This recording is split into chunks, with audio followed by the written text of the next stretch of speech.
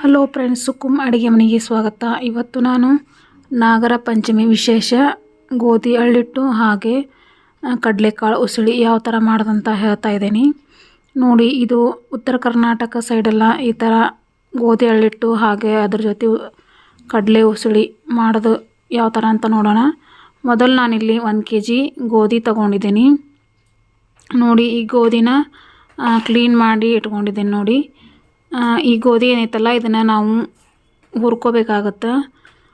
ಇದನ್ನು ನಾವು ಸಣ್ಣ ಉರಿ ಇಟ್ಕೊಂಡ್ಬಿಟ್ಟು ಗ್ಯಾಸ್ ಹಚ್ಚಿಬಿಟ್ಟು ಒಂದು ಕಬ್ಬಿಣದ ತವಾದಲ್ಲಿ ಇದು ಮೀಡಿಯಮ್ ಉರಿಯಲ್ಲಿ ನಾವು ಇದನ್ನು ಹುರ್ಕೋಬೇಕಾಗತ್ತೆ. ಇದು ಕಲರ್ ಸ್ವಲ್ಪ ಚೇಂಜ್ ಆಗಲಿ ಅಲ್ಲಿವರೆಗೂ ನಾವು ಇದನ್ನು ಚೆನ್ನಾಗಿ ಹುರ್ಕೊಂಡಿದ್ಮೇಲೆ ಇದಕ್ಕೇನೈತಲ್ಲ ನಾವು ಉತ್ತರ ಕರ್ನಾಟಕ ಸೈಡೆಲ್ಲ ಈ ಥರ ನಾವು ಮಡಿಯಿಂದ ಮಾಡುವಂತಹ ಈ ನಾಗರ ಪಂಚಮಿ ಗೋಧಿ ಅಳ್ಳಿಟ್ಟು ಯಾವ ಥರ ಅಂದ್ರೆ ಇದು ಸ್ನಾನ ಮಾಡಿಬಿಟ್ಟು ಈ ಥರ ನಾವು ಗೋಧಿನ ಕ್ಲೀನ್ ಮಾಡಿ ಆಮೇಲೆ ಏನೈತಲ್ಲ ಇದನ್ನು ಈ ಥರ ಹುರಿದ್ಬಿಟ್ಟು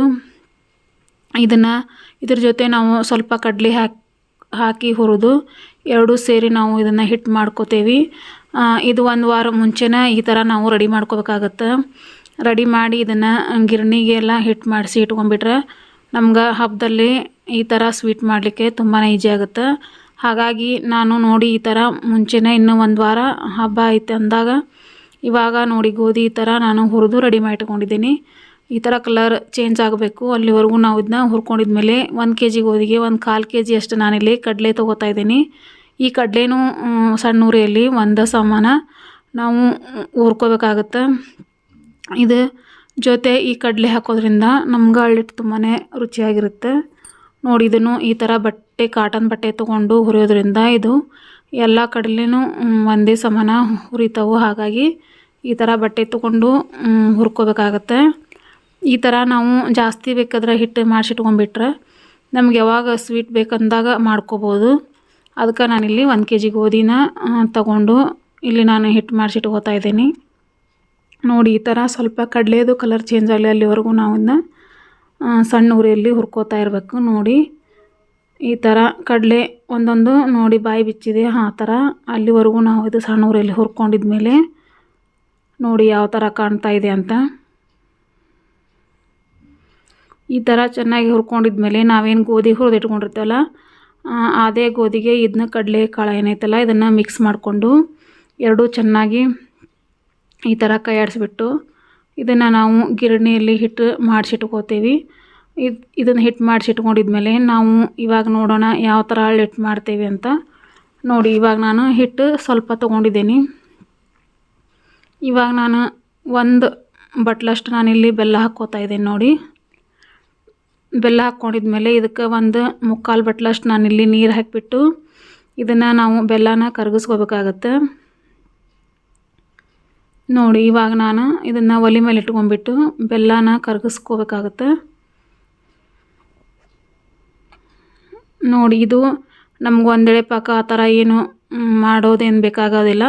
ಇದು ಸ್ವಲ್ಪ ಬೆಲ್ಲ ಕರಗಿದ ಮೇಲೆ ಇದಕ್ಕೆ ನಾವು ಹಿಟ್ಟಿಗೆ ಸೇರಿಸ್ಕೊಂಡ್ಬಿಟ್ರೆ ನಮ್ಗೆ ಸ್ವೀಟ್ ರೆಡಿ ಆಗುತ್ತೆ ನೋಡಿ. ಈ ಥರ ಕುದೀತಾ ಇದೆಯಲ್ಲ, ಈ ಥರ ಬಿಳಿ ನೊರೆ ಬಂದಿದೆಯಲ್ಲ ಈ ಥರ ಅಲ್ಲಿವರೆಗೂ ಕುದಿಸ್ಕೊಂಡ್ಬಿಟ್ಟು ಇವಾಗ ನಾನು 1 ಕಪ್ ಬೆಲ್ಲಕ್ಕೆ 1.5 ಕಪ್ನಷ್ಟು ನಾನಿಲ್ಲಿ ಹಿಟ್ಟು ತೊಗೋತಾ ಇದ್ದೀನಿ ನೋಡಿ.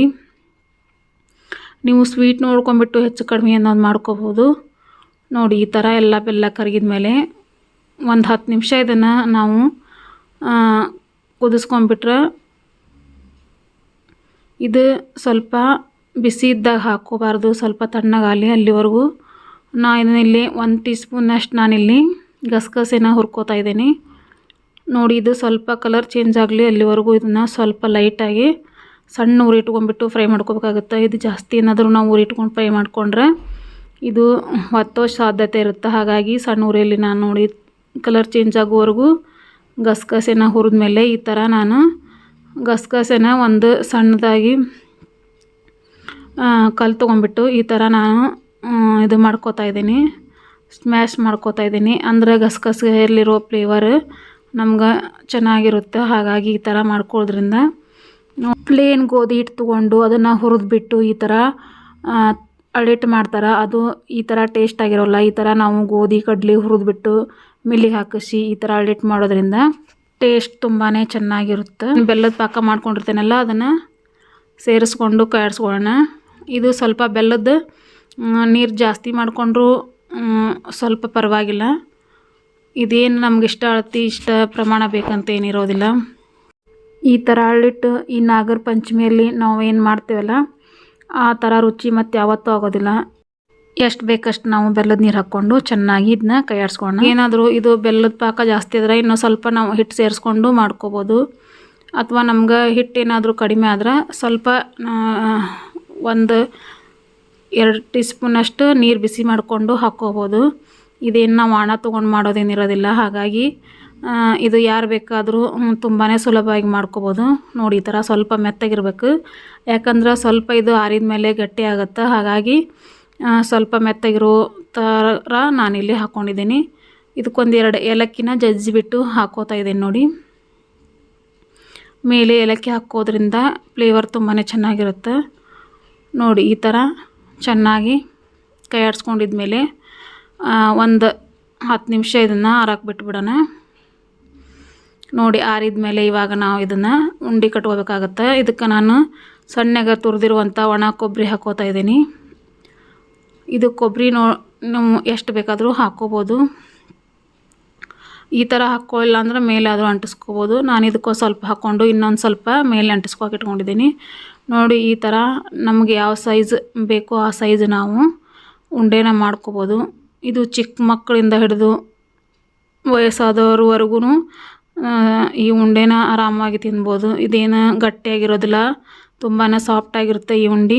ಇದು ನಾಗರ ಪಂಚಮಿಗೆ ಉತ್ತರ ಕರ್ನಾಟಕ ಸೈಡ್ ತುಂಬಾ ವಿಶೇಷವಾದ ಇದು ಹಳ್ಳಿಟ್ಟು ಉಂಡೆ. ಇದನ್ನು ಪ್ರತಿಯೊಬ್ಬರು ಈ ಥರ ಹಳ್ಳಿಟ್ಟು ಮಾಡಿ ನೈವೇದ್ಯ ಮಾಡೋದು.